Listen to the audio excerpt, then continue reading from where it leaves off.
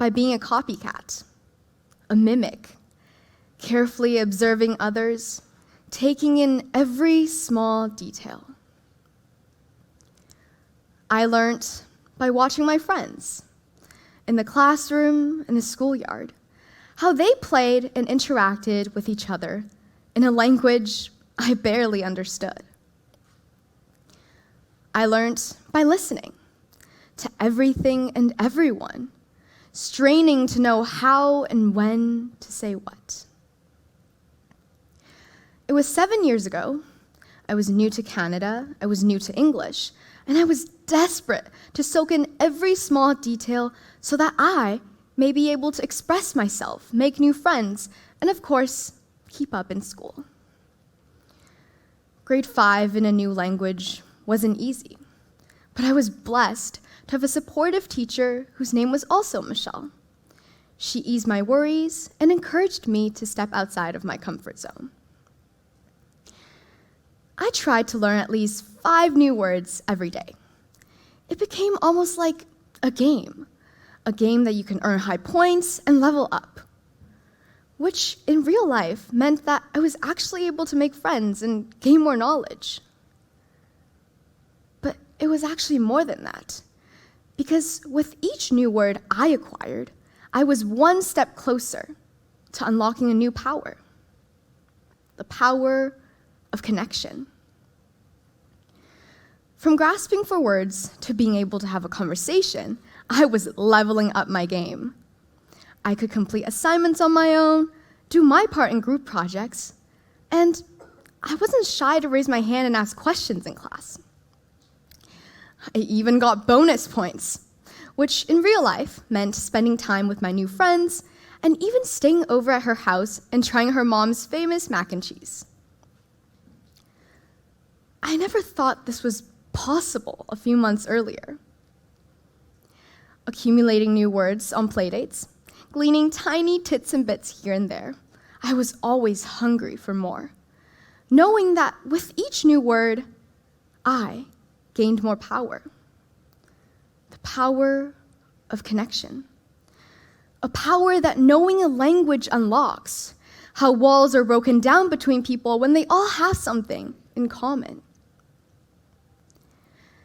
I knew then, and I know now, just how important a language is to connect with those around us. Words bond us. They unite us, inspire us. Words are significant beyond measure.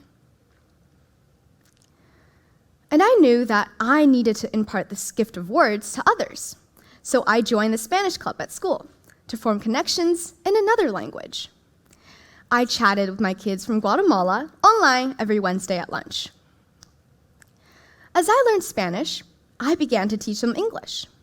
With this newly acquired skill, we can now exchange stories of our daily lives, share tales of our culture, and bond over common interests like food and songs. Thanks to the Hogar de Gina program, I feel as if I have sisters across the globe. I write to my buddy, Jackie, every once in a while. We update each other on what's new in life and share the minutiae with each other. I cherish the moments on Zoom with the girls from Peru where we sing Spanish songs together and hum Baby Shark. I never thought this was possible a few months earlier. 7 years ago, I would have never imagined myself writing in English, let alone in Spanish. Here are the pictures of me teaching these kids on Zoom. Look at how excited they are to learn English. They love their little drawing time at the end of each class. And here are the letters that Jackie and I wrote to each other. Proving once again that the more I immersed myself in Spanish, the more I was able to forge new friendships and expand my connections. This gave me more confidence. I became more committed in developing my skills, in learning and absorbing languages faster, and in teaching others just like me.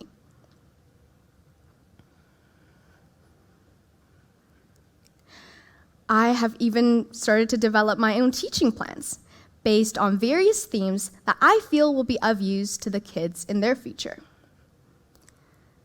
It's been 4 years in this Spanish program, 4 amazing and rewarding years. Whenever I teach my kids on Zoom, it reminds me of myself, and I'm sure that they will form new friendships just like how I did. I've got big plans for the Hogar de Gina program. This summer, I'm hoping to meet the girls I teach in person, in Peru. I actually can't believe it. Me, a teacher of English? I want to remind you that I was the same girl 7 years ago who did not utter a single word of it. Now I get to teach it to others. It is incredible, isn't it? Now, I can go on and on about the power of connections of learning a language, but in reality, its benefits far exceed the simple purpose of communication. Learning a new language exposes you to different cultures, which encourages cultural relativism. And in today's world, being bilingual is a definite advantage in an increasingly connected global economy made up of a diverse population of different peoples and languages. More importantly, it's been shown that learning a new language can improve your thinking skills and memory. There have also been recent studies that suggest that being actively bilingual can delay cognitive decline.